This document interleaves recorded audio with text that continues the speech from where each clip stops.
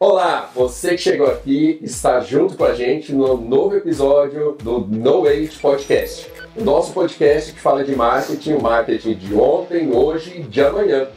Estamos reunidos aqui, pessoas com uma quilometragem bacana, para trocar com você e falar de estratégia, falar de ação, falar de resultado de marketing. Acompanhe a gente aqui, a gente já está com o nosso canal no YouTube, estamos aí nas plataformas de áudio e queremos te ajudar muito a trazer o marketing para um novo lugar dentro do seu negócio e você que é profissional de marketing, aprender com quem tem quilometragem e trocar muita figurinha, porque juntando estratégia com tático vai dar bom. Então, eu sou o Luciano Alto, vou passar aqui a palavra para que a gente possa se apresentar e você possa começar a nos conhecer. Hoje a gente vai falar sobre comportamento do consumidor 1.0 até o 5.0, mas vamos conversar aqui em quarteto. Vamos lá, Carla Figueiredo. Eu sou Carla Figueiredo, advisor e professora de marketing, comunicação e branding. Eu sou Fabiola Regadas, eu sou estrategista de marketing, consultora e mentora. Eu sou Luiz Américo, sou estrategista de branding com 22 anos de estrada. Vamos lá, eu sou Luciano Alto, estrategistas aí de negócios para a nova economia. Também já tenho uma longa quilometragem aí, sou consultor, mentor e acho que todos nós aqui temos um grande propósito de ajudar os profissionais de marketing, os negócios, a verem marketing de uma nova forma ou até resgatar o que é marketing, né? E vai lá, Carlota, você quer já falar? Pode falar. Eu pensando se as nossas quilometragens juntas dão mais de... Dá uma volta ao mundo? Experiência. Dá uma volta ao mundo. Podemos falar, esse é o podcast onde você encontra mais de 100 anos de experiência. Então, eu acho que encontra sim. Vai dar bom.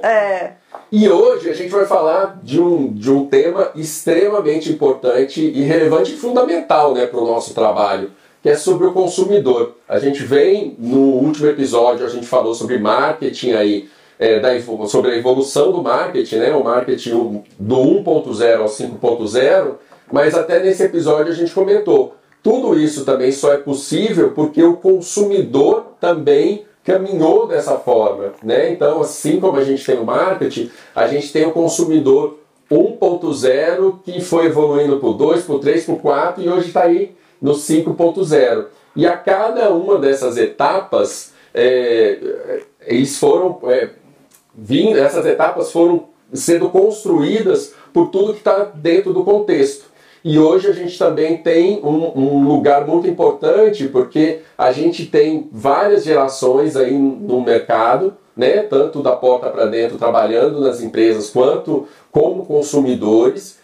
E essas pessoas, às vezes, estão variando, transitando aí desse 1.0 a esse 5.0. Então, hoje a gente tem o universo todo. Então, vou começar a jogar esse assunto aqui, para a gente começar a debater. E queria saber de vocês, como é que vocês veem essa transição, do consumidor 1.0 para o consumidor 5.0? O que vocês acreditam que tem mais de mais fundamental nessa caminhada e nessa transformação? Vou jogar a bola aqui e depois eu respondo também. Vamos lá. Eu quero só abrir um parêntese que justamente eu acho que a importância da mudança do consumidor foi justamente porque o marketing mudou em função do consumidor. Então, em função das mudanças do consumidor, a partir do 1.0 para o 2.0, o marketing foi mudando e acompanhando essas evoluções. Eu acho, Fabiola, penso que na verdade é uma simbiose. Sim. A gente conversava antes de onde nasceu o ser consumidor, que veio lá da industrialização, da produção de massa. Hoje as coisas se confundem, mas eu acho que um dos papéis do marketing, inclusive, é formar o consumidor e conduzir o consumidor. A gente sabe, que isso acontece. Mas o que eu queria jogar para a mesa é o seguinte, na verdade a gente fala de consumidor 1.0, 2.0, 3.0, 4.0, 5.0, mas tudo acontece ao mesmo tempo agora, Sim. Então acho que existem todos esses consumidores hoje, no mercado para a gente trabalhar. Assim como existem empresas que praticam o marketing 1.0, 2.0, 3.0. E eu acho que, inclusive, essa é a riqueza dos tempos atuais. Sim. Né? A riqueza, e aí a gente pode falar também, né, que a gente está falando aqui para os profissionais de marketing, esse é o grande desafio também, né, de hoje. Porque a gente está num lugar, num momento em que todos esses consumidores estão aí. A gente, lá atrás, a gente vinha muito de um lugar que, assim, o mundo era jovem, né? Então, ok, tem um pessoal mais velho, mas o mundo é jovem. Então vamos trabalhar para jovens. E agora a gente está num lugar onde tem todo mundo, né? Todo mundo está aí. E quando a gente pega a evolução do consumidor, por exemplo, duas coisas que são fundamentais aí nessa questão, a tecnologia e a coisa do físico, né? Então, quando a gente fala dessa evolução, a gente fala dessa questão. O consumidor 1.0, ele não usava tecnologia e ele ia no físico, lá na loja comprar.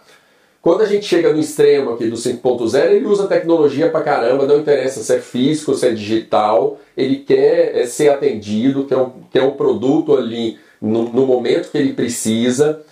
E hoje no mercado a gente tem exatamente isso, a gente tem as pessoas de mais idade que às vezes ainda têm mais dificuldade com a tecnologia, né, ou tem esse perfil, querem ir na loja, querem o olho no olho, e tem a galera mais jovem que já nasceu com a tecnologia, que compra ali direto, né, tem toda uma necessidade de que as empresas olhem para todos esses consumidores, né, e como podem atender eles. Então deixa eu só dar um exemplo meu, né, assim, de pessoa. Eu fui virando consumidor 2.0, 3.0, 4.0 e hoje eu sou muito 5.0 porque eu sou uma pessoa um pouco acomodada que adora comprar na internet.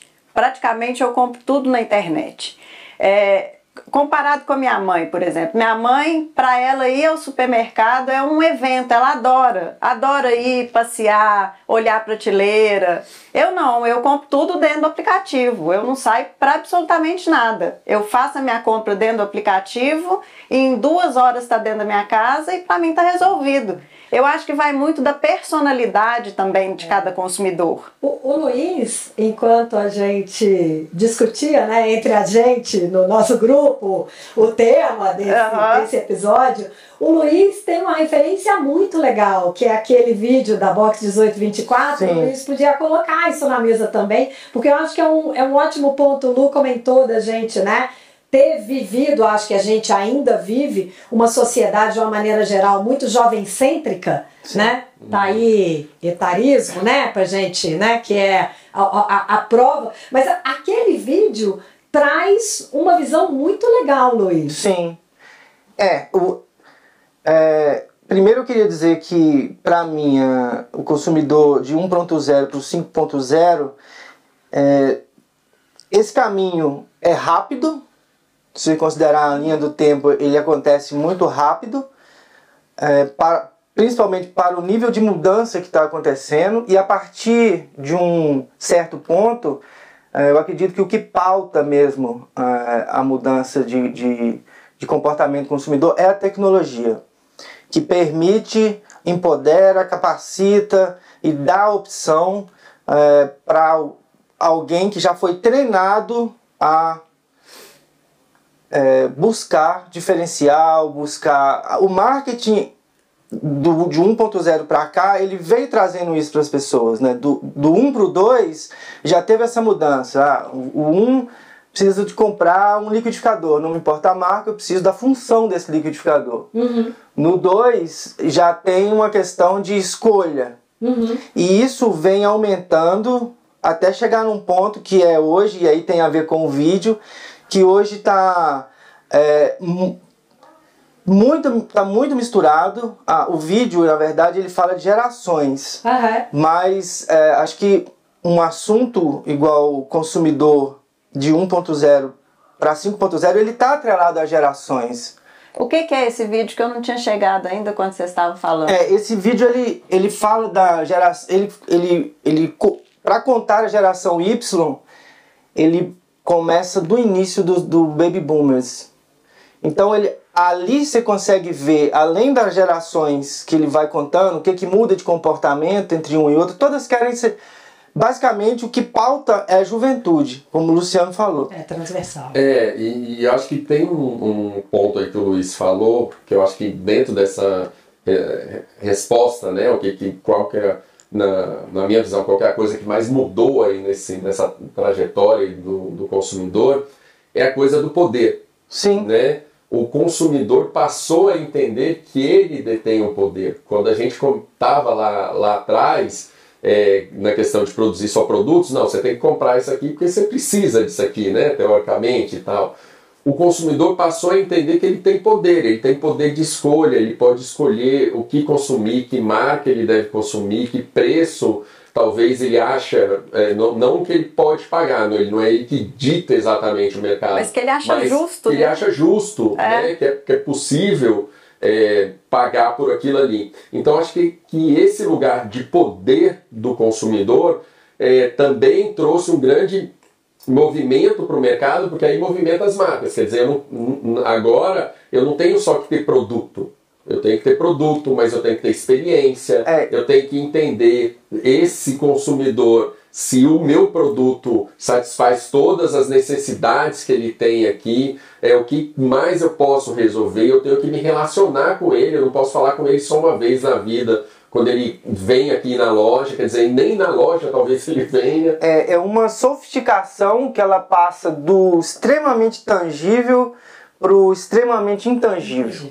Exatamente. Do 1 ao 5, talvez a melhor definição seja essa, que ela sai de um produto físico para um valor... Para percepção, né? Ô Carlos, você tem aí algum resumo? Porque eu acho importante a gente colocar características do 1 ao 5 para a turma entender um pouquinho melhor. Então vamos lá. Consumidor 1.0, lá atrás, e aí o exemplo maior é Henry Ford, né? O que massificou a produção. Naquela época, Henry Ford disse, você pode ter o carro que você quiser desde que seja preto. Né? Essa é a máxima do consumidor 1.0 que você estava dizendo, que não tinha escolha. Né?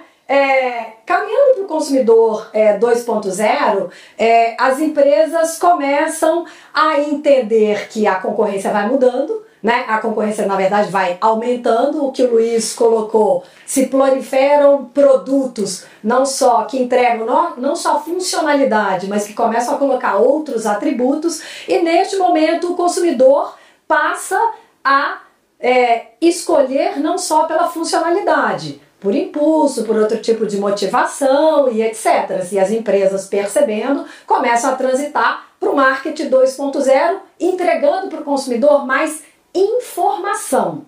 Né? No consumidor 3.0, ele é um consumidor que é do tempo onde se começam as preocupações coletivas e ambientais. Lá atrás da sustentabilidade, e a gente começa a ver esse movimento surgindo no mundo do consumidor. Que impacto que eu estou deixando para o mundo consumindo, né? E marcas, obviamente, acompanham. E obviamente que tem marcas que puxam esse movimento, produtos que puxam esse movimento, tem, né, iniciativas, ativismos que puxam, e o consumidor segue aí marcas tentando segurar. Né? E nesse 3.0 a gente já começa a vir com a presença da senhora tecnologia, né? Sim, já aí mas ela bomba no 4.0, né? 4.0, início das redes sociais, né? A partir daí eu acredito que ela começa a pautar. Aí começa a pautar. É século XXI, né? Isso, com que ela vem do 3.0, construindo ali uma base, ela passa a direcionar no 4.0. E aí a questão, né, de palavras que a gente ouve, que é hiperconexão, né, mundo online e offline, tudo ao mesmo tempo, né? E aí o consumidor começa a entender que ele tem poder. Ele não só tem poder, como ele tem voz, né? E o consumidor começa a ser porta-voz de marca. Né? E a gente chega até hoje nos detrator de marca.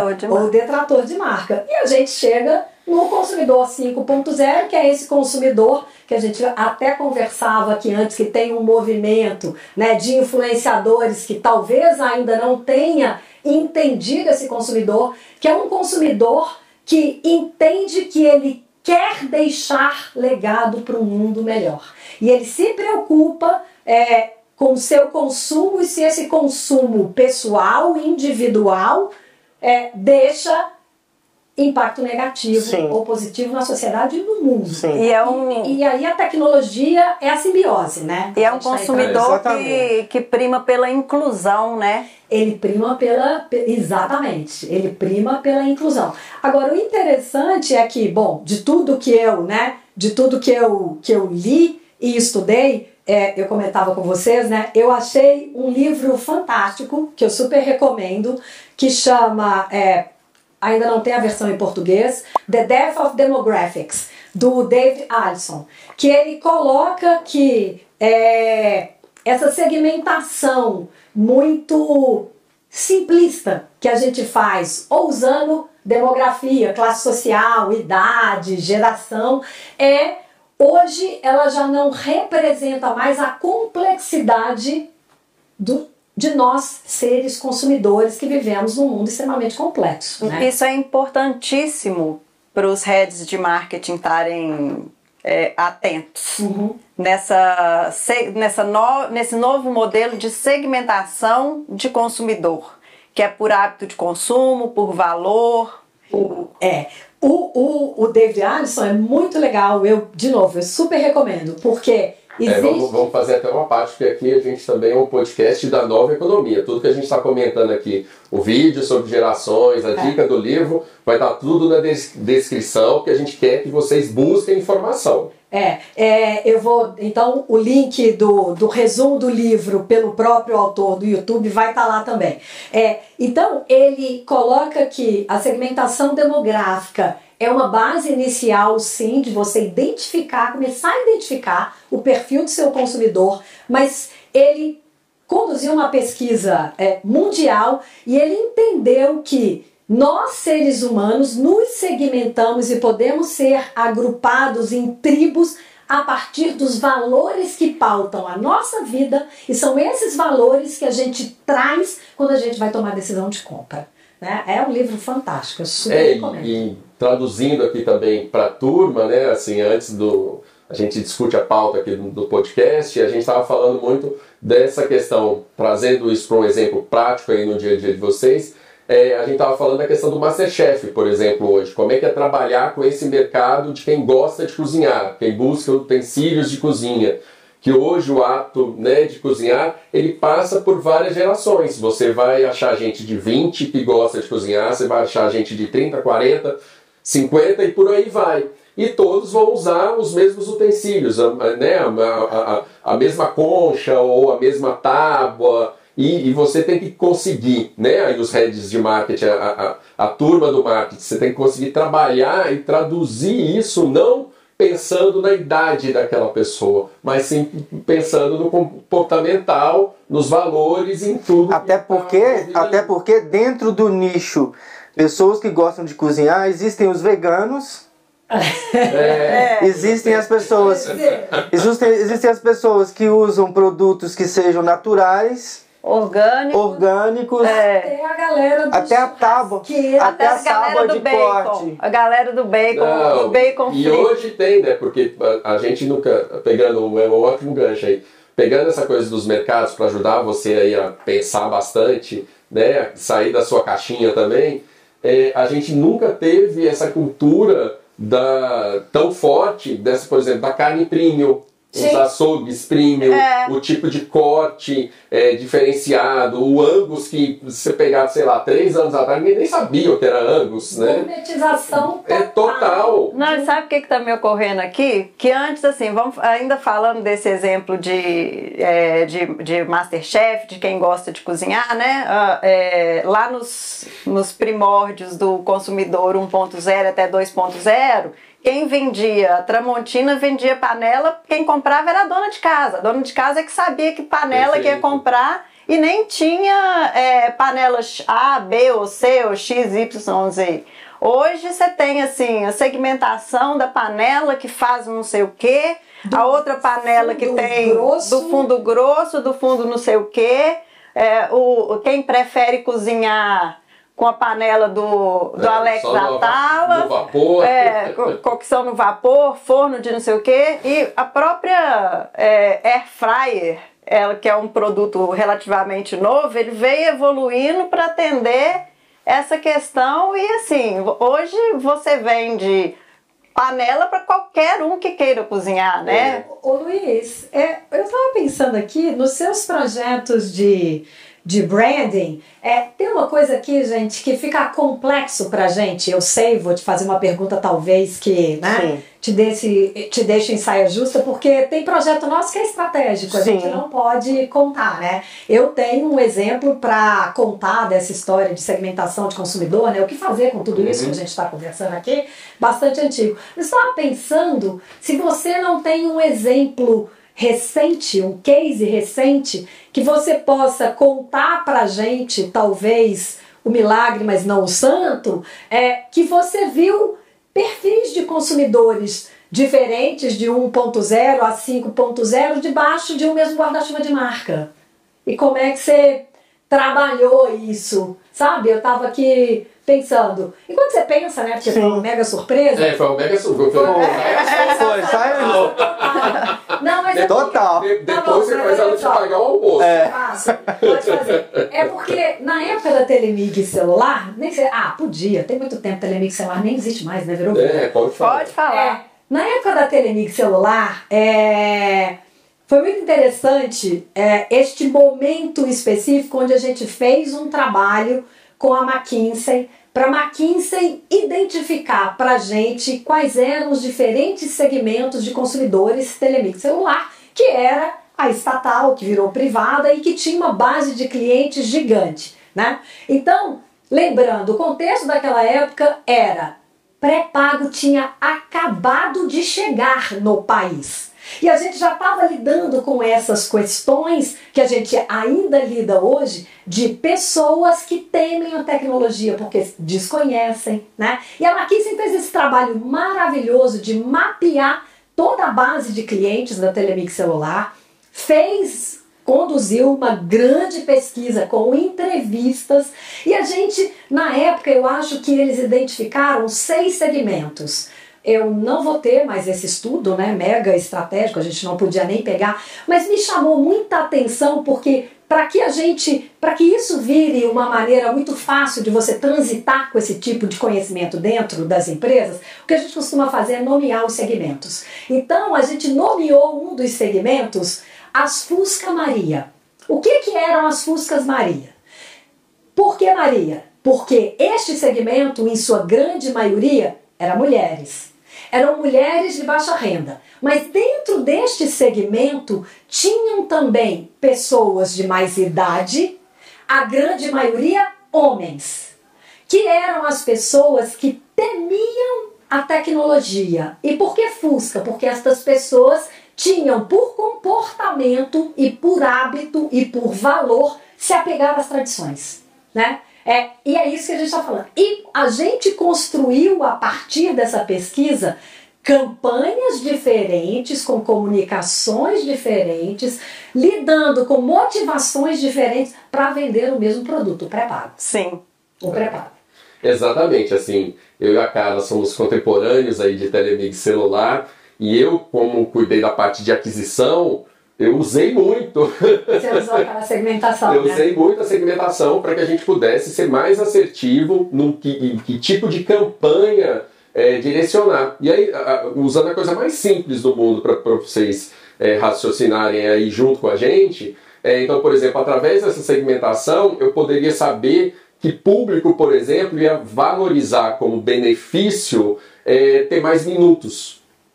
É só quem utiliza muito que ia valorizar isso. O que utiliza pouco não ia dar valor para isso. Eu tinha que achar um outro argumento ali. Então é importante a gente entender que já tem tempos que o marketing discute esse tipo de segmentação e que na prática, no seu dia a dia, é possível você também ver isso no seu negócio, né? Assim, ajudar a sua empresa, você profissional de marketing, a entender isso, que segmentação não é só idade, perfil básico, socioeconômico. Tem outras coisas que estão aí. E eu acho que é importante a gente olhar também por esse lado. A gente usa muito a questão da segmentação para falar das diferenças, né? Sim. Mas a gente também jogar aqui na pauta sobre as semelhanças. O quanto a gente também pode trazer desses estudos semelhanças. Quer dizer, como é que está o comportamento hoje de utilização? Né? As empresas falam, vou ter um site, né? lá atrás, aí passa para aplicativo e tal. Quer dizer, tudo que você tem hoje conversa facilmente, é mobile, conversa facilmente com o celular. A pessoa que quer fazer uma compra e ela só tem um celular, isso daí se resolve rapidamente. Né? Então, ou seja, a gente também utiliza para semelhanças, né? Para entender, hoje o consumidor, seja qual perfil ele tiver, ele está buscando comprar online. Então, todas as minhas plataformas de compra online, elas têm que ser fáceis. Porque o meu consumidor, tenha ele que perfil tiver, ele vai me buscar nesse lugar. Depois que ele me busca lá, ele vai comprar por diferentes motivos e diferentes produtos. Mas também... aí você está falando de, basicamente, olhando para empresas, para marcas, ela precisa ser multicanal, ela precisa conversar por vários pontos com o consumidor, até porque existem consumidores 2.0, até agora entre nós existem consumidores 3, 4, 5.0. A gente entende que a mudança de um para o outro é sempre, e isso o vídeo fala, é sempre a juventude que muda. Agora a tecnologia está pautando essa mudança de juventudes, mas é ela que determina a mudança de uma geração para outra. E cada geração que entra, e a gente está falando de geração, mas misturando as coisas, né? Não tem como falar de consumidor. Você fala de geração. A geração anterior se inspira, aspira a ser a geração atual e essa geração atual vai inspirar a próxima. Então existe sempre uma mescla, mas todas estão aí. Eu queria responder a Carla. Eu queria responder a Carla. Não, mas é interessante. A resposta do almoço. Mas é interessante porque eu lembrei de um projeto que eu participei. E assim, eu acho que ele ajuda a explicar um pouco o que era a época que a gente vivia. Curiosamente, foi na mesma época da Telemig celular. E mais curiosamente ainda, esse trabalho, eu trabalhava numa agência nessa época e esse trabalho chegou para nós porque a gente atendia a Telemig celular e a Amazônia celular. E um diretor da Nokia foi comprar um celular lá em Manaus e viu o sistema e perguntou, quem faz esse sistema? Aí chegou na agência que eu trabalhava. E a gente acabou desenvolvendo para a Nokia um produto, isso nós estamos falando de 2000. Mesma época. Um produto que era, eles chamam de Nokia Knowledge na época, que a Nokia já naquela época estava preocupada em reter conhecimento. É triste, né? Mas se as pessoas passam, o conhecimento fica. Como que eu vou fazer para segurar o conhecimento que eu tenho global dos meus funcionários? Então, foi feito um mapeamento global da Nokia e separado em 5 segmentos de negócio dentro da empresa. E aí a gente criou uma plataforma, mas a gente precisava fazer com que essa pessoa deixasse lá seu conhecimento. Como é que ela ia entrar? Aí a gente usou gamificação. Já em 2000, que são conceitos que depois ficaram muito populares, mas assim, para a gente lembrar o que era 2000, a gente estava falando de ICQ, a gente estava falando de o que mais aproximava pessoas tecnologicamente. Vamos era fórum de discussão. Turma que ICQ era um chat. Era um chat. ICQ era um chat. Vamos simplificar. Em 2000 a gente estava falando de tecnologia. Vai parecer palavrão, né? Mas era TDMA, gente. Não tinha chip. Era um celular que não tinha chip. E a forma de relacionamento assíncrono, vamos dizer, era fórum de discussão. Era o que tinha naquela época de melhor. Uhum. Não existia muito recurso além desse.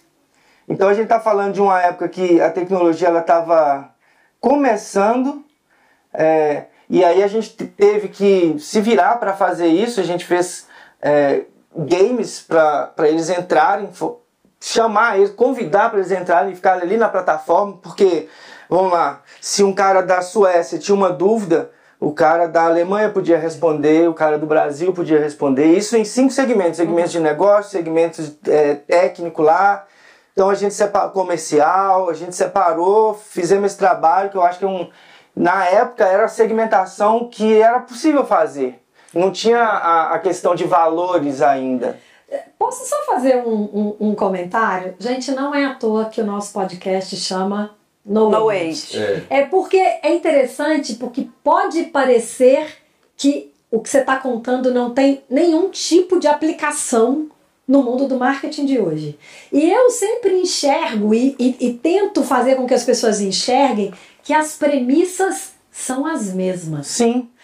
A premissa era: estamos lidando com inovação, precisamos engajar pessoas que podem ter medo dessa inovação, do desconhecido, nada diferente de uma estratégia de um Airbnb hoje, de um Uber, que tenha que imaginar, hoje não mais, né? Mas lá atrás, quando nasceram enquanto novas tecnologias para humanos, sim, como eles lidariam com a questão de engajar e contar para as pessoas que aquilo ali é possível, aquilo existe, numa época que não existia, e fazer com que as pessoas, nós, seres humanos, encaremos tecnologia para lidar com um tipo de sentimento, emoção, que é tudo igual, gente. Foi lá atrás e é hoje, e é isso que eu acho que a gente está querendo trazer, né? Exatamente. Pensar o marketing de uma maneira estratégica, descolando de ferramentas que mudam ao longo do tempo, vieram mudando do marketing 1.0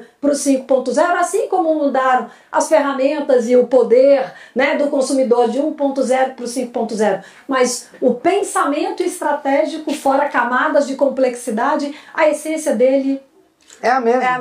Perfeito, Carlota. Eu ia falar exatamente isso, então assina embaixo, porque é super importante para a gente que está falando aí com os profissionais de marketing, vocês entenderem isso, gente, que a estratégia, o pensamento estratégico, né, o estudo do marketing, as bases, elas continuam as mesmas, a gente usa ferramentas, né? Lógico que na caminhada tem coisa que vai se agregando aí, mas esse pensamento estratégico se mantém. A Carla deu fez um resumo aqui, todos os pontos, né, que estão presentes nesse exemplo, que é super bacana, que é de 20 anos atrás, mas já estava ali com gamificação, com trabalhando a questão do conhecimento, conectando pessoas de diferentes países. Então, assim, estava muito à frente numa base que existe ainda hoje. O que mudaram são as ferramentas. E aí eu acho que é um recorte que a gente tem que fazer legal aqui para falar para a turma, não sejam escravos das ferramentas. O que vale é o pensamento estratégico. A ferramenta vai mudar. Eu quero falar uma coisa que pode ser polêmica, eu não sei nem o pensamento de vocês a respeito. Bora pra polêmica. Vou falar o meu. Eu sou uma pessoa, já que a gente está falando de segmentação por valores, que as coisas mudaram, eu sou completamente contra o tal de persona. Eu não sei o que vocês pensam, eu estou polemizando aqui. Porque você restringe quando você constrói. Então eu acho que hoje você tem que construir, não é a persona, são as várias personas que estão ligadas naquele... que estão interessadas naquele produto. Porque às vezes hoje você escuta muito guru digital falando disso, né? Que não, vamos criar a persona, mas às vezes uma persona não exemplifica, não representa. Assim, o que eu costumo dizer, adoro a polêmica, porque o que eu costumo dizer é o seguinte: se a gente voltar no tempo, né? No age, volta no tempo e lead persona para mim hoje a persona que descreve um segmento. é outro nome para a mesma coisa. Porque neste projeto da Telemix Celular, o que tínhamos eram 6 lead personas da base de clientes. Pois é, mas não era um só. Hoje, às vezes, as pessoas ficam limitadas a fazer um só que acha que representa tudo. Aí eu acho que na verdade, a gente tem que, por isso que a gente fala para vocês, não sejam escravos da ferramenta.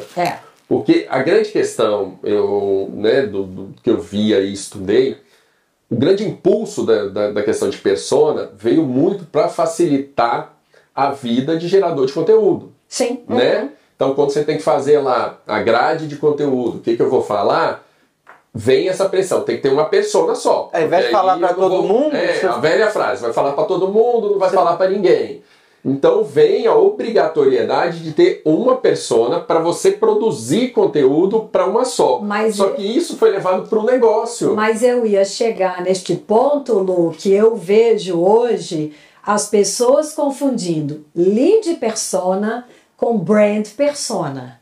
Se você é uma marca e você disser que para sua marca você tem 2 personas, você é uma marca bipolar, né? Você vai estar... Então, assim, o que eu vejo é uma confusão generalizada de um monte de ferramentas mega úteis que, porque não se tem uma visão de todo, ampla, do marketing conectado com a estratégia, vai se fazendo, pegando as ferramentas, sacando da cartola, quase que como um mágico que não sabe bem para que ele está fazendo a mágica, para quem que ele está fazendo a mágica, né? Então, assim, brand persona, para mim, tem que ser uma. Você é uma pessoa. Sim, com minhas crenças, com meus valores, Agora, mas, de repente, o que eu quero dizer é que uma marca, ela pode ter vários leads personas. Seria isso que você está falando? Porque ela atende pessoas diferentes. Exatamente. A gente pegando para ajudar a turma, né? Pegando o exemplo da história da culinária, eu posso ter uma marca onde a minha brand persona são pessoas que veem a culinária como um hobby. Ponto. Assim, simplificando. Só mas que tem de todas as idades, de todos. Eu tenho as minhas leads personas, os meus compradores. Dentro desse lugar eu posso ter o que gosta de culinária como hobby, mas é um jovem sem família, ele gosta de cozinhar só para ele. Eu posso ter o pai de família que cozinha para a família toda. E por aí vai. O vegano. Que é esse o lugar. Porque como as pessoas olham só para a ferramenta, vem essa obrigatoriedade de ter um só. Então, por exemplo, essa é uma coisa que eu brigo também nas mentorias. Porque quando você fala também, nas mentorias eu tenho, né, até pela minha história, um olhar grande aí para a questão de aquisição. Quando você vai falar, vou buscar clientes, né, vou buscar novos clientes aqui para minha base. Se você vem para esse lugar de, então, obrigatoriamente, eu tenho que ter a confusão, né, eu tenho que ter uma persona só, você restringe demais o seu público, e a sua possibilidade de não ter sucesso aumenta muito. Que é pegando o exemplo que eu dei aí da culinária. Quando eu tenho uma lead persona que eu sei que todo mundo gosta de cozinhar por hobby, mas eu posso fazer um trabalho específico para buscar esse cara de 20 anos ou que é jovem e não tem família ainda em casa. O cara que tem cozinha para a família. O cara que é o churrasqueiro de final de semana. A mulher que tem ali na cozinha, que é executiva, mas ela gosta de receber as pessoas. Olha o tanto de gente que eu já vou conversar. Olha, a minha possibilidade de conseguir ter sucesso aumenta muito com pessoas que têm total aderência com a minha marca, né, com quem eu quero falar, mas são perfis diferentes de compradores mesmo. Exatamente. Tanto é que, assim, ainda dentro desse exemplo, eu tenho uma pessoa que trabalha comigo em casa há mais de 10 anos e a gente gosta de variar muito o cardápio e ela cozinha muito bem. Então ela aprendeu a buscar no YouTube as coisas, ela sabe que panela que é, e é uma pessoa que talvez dentro da casa dela tenha um comportamento culinário diferente do que ela tem dentro da minha casa. E ainda tem isso, né? Nós, enquanto pessoas, a gente ainda tem comportamentos diferentes em meios sociais diferentes. Sim. Né? Então, assim, eu abraço a sua polêmica no sentido de que muita gente que usa persona não sabe nem por que tá usando. Exato. E pra que tá usando? É porque tá na moda. Na verdade é porque eu peguei uma antipatia e fiz um desabafo. Não, mas foi excelente. Mas eu compactuo. Ótima provocação. Da antipatia. Eu compactuo, porque vamos conversar sobre persona em que contexto? Pra quê? Por quê? Uma excelente ferramenta sendo usada de uma forma rasa. Desculpa. E uma marca que ainda não tenha, talvez, nem a segmentação demográfica dos seus consumidores, porque eu já vi isso acontecer. Então, basicamente, o perfil demográfico dos seus clientes. Não sei. Vai falar de persona, uma coisa muito mais profunda? Não, gente. É processo. E eu vou aproveitar o gancho da Fabiola, vou fazer outra provocação aqui dentro desse contexto. Agora a provocação vai ser pro Luiz. Né? Hoje vocês me pegaram. Provocado. Não, porque o que a Fabiola falou da questão da persona, e eu também tenho uma birra com umas coisas aqui, que é aquela coisa, quando você chega às vezes, né, pro cliente, aí ele acha que não, tem uma necessidade de rebranding, não sei o que, quero mudar, vou fazer 10 anos agora de empresa, não sei o que. Aí as pessoas têm uma visão de fazer tudo, mas como eu, né, sou um empreendedor, o desafio aí da turma do marketing, eu entendo, eu sei tudo do meu negócio. Aí quer fazer algo, né, de rebranding sem ouvir o consumidor. Não tem uma pesquisa no meio ali da história para ouvir o que o consumidor acha. Às vezes nem precisa, às vezes o branding tá super legal, nem precisa do rebranding. Então a pessoa acha tudo. Como é que você vê isso, Luiz? Sei que depois a bomba cai no seu colo. Delícia! Eu primeiro de tudo eu vejo uma miopia, vamos dizer assim, grande. O negócio, quando você vai fazer um rebranding ou um branding, você precisa saber para quem você está fazendo. O foco é o cliente, não é o dono. E existe uma confusão muito grande dele achar que muitas vezes a marca dele, o que representa a marca dele é a persona dele. Isso é muito comum. E não é. Às vezes a gente trabalha branding em que a marca, quem gerencia a marca é um homem, mas a personalidade da marca é feminina. E como que a empresa lida com isso? Como que ela descobre isso? É pesquisa com o consumidor, com o parceiro.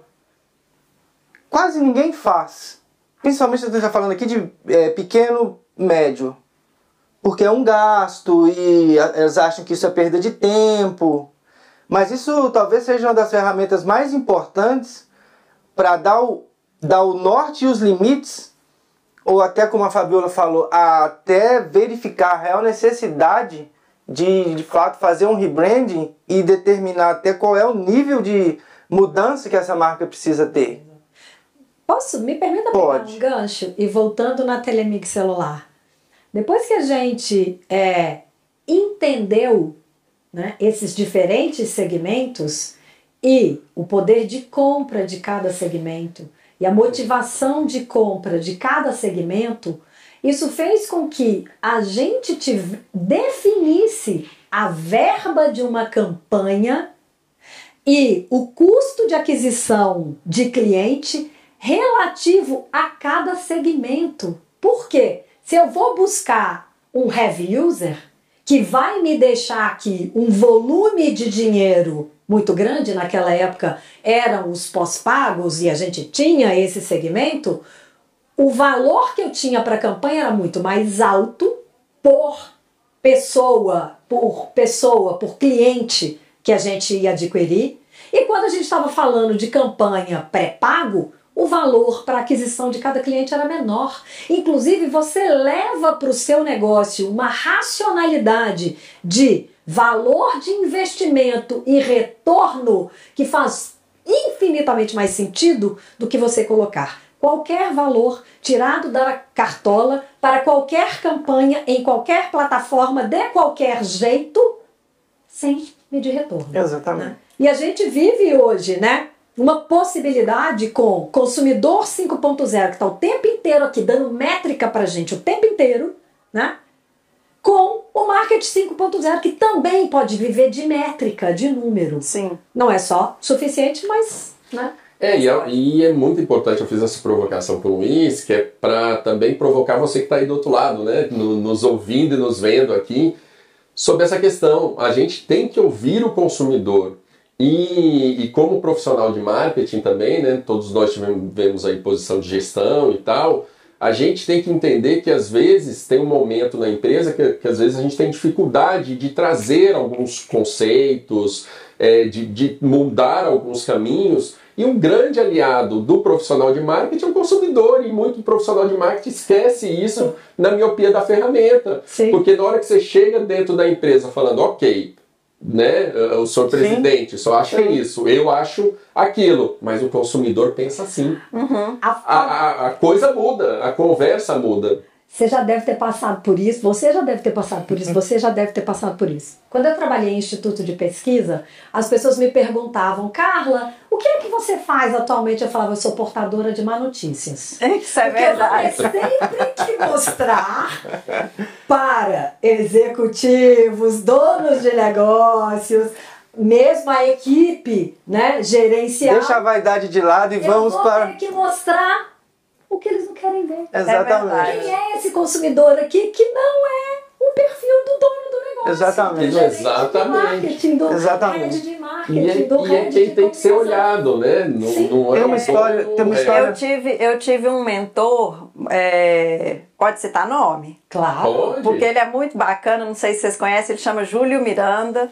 É um cara que foi do IEL, ele teve muito tempo consultoria e eu trabalhei com ele 5 anos dentro do escritório de consultoria. Eu era consultor júnior, fazia as compilações de dados e tal.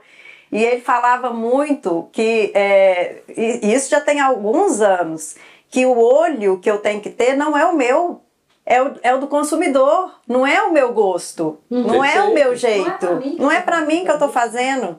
Então isso eu aprendi com ele demais, isso sabe? mexe muito com vaidade do dono, isso mexe muito com aquela história de você não saber quem que é o seu consumidor. Como que você vai ter um olhar no seu consumidor se você não sabe quem que ele é, né? E tem muito head que eu sei que tá ouvindo a gente que pode cometer esse equívoco de usar o gosto próprio. Ah, eu gosto Exatamente. disso ou eu não gosto disso. Gente, eu tenho Não um é caso, isso. Eu tenho um caso maravilhoso. Não é eu gosto ou não gosto, eu acho bonito ou eu acho feio. É o que meu consumidor precisa ter de... Efetivamente. Exatamente. E precisamos entender que nós todos, enquanto seres humanos, nós temos vieses. Sim. Esse eu não vou contar nem o cliente, nem o segmento, nada, mas foi muito divertido.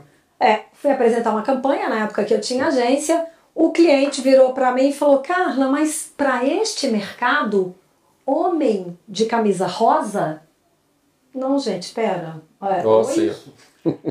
Não, mas é porque é um mercado recente, é um mercado do interior, não é capital e etc. Ok, tirei, né? Cliente manda, o dinheiro é dele, tira os moços de camisa rosa. Primeira vez que eu vou visitar esse mercado, num sábado à noite, eu vou para um restaurante japonês. Eu fotografei. Tinham 8 homens, 9 homens de camisa rosa no restaurante, nesta cidade, neste mercado. Ah, não, gente, vamos combinar, Não é? né? Eu também tenho uma história que tem a ver com branding, tem a ver com gerações, tem a ver com tudo isso que a gente está falando. Eu não sei se essa história é verdadeira, eu li como se fosse verdadeira, mas se não for, é uma boa Deveria história. ser, né? Deveria ser. Uma determinada marca resolveu entrar no mercado japonês com café. Já ouvi essa história.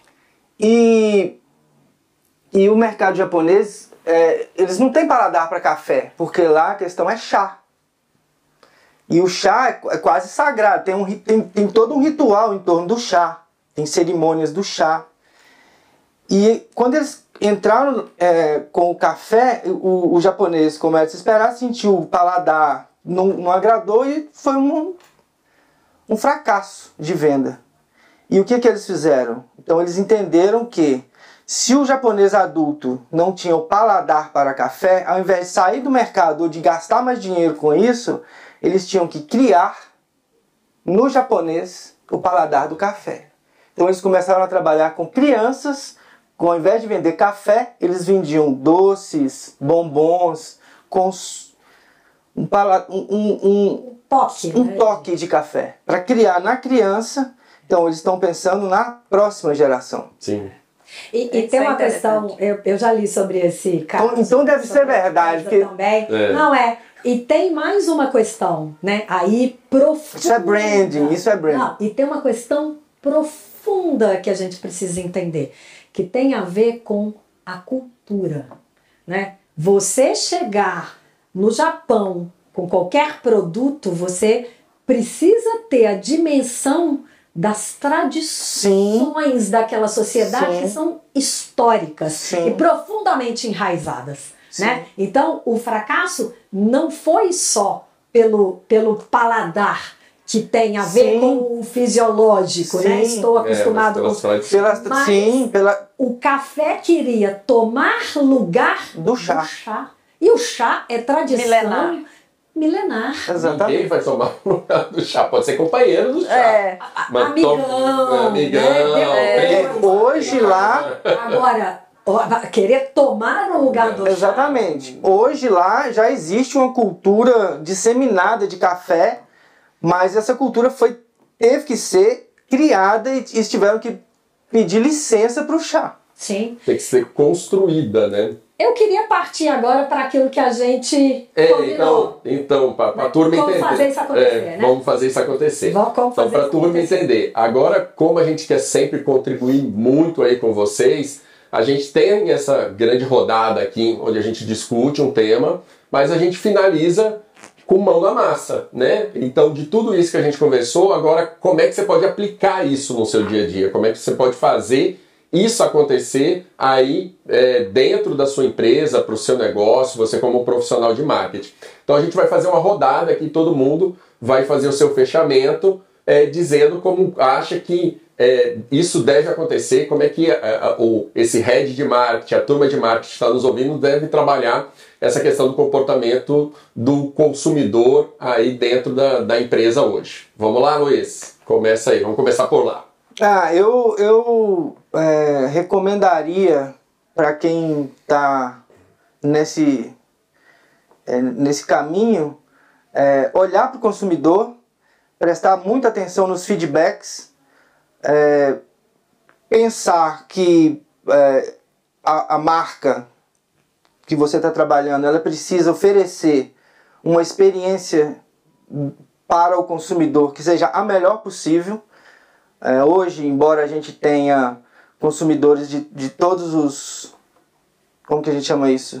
1.0, de todos os perfis. A gente está num mundo que é extremamente tecnológico, já a comunicação ela é veloz e a experiência do cliente ela é fundamental para a construção de reputação de marca.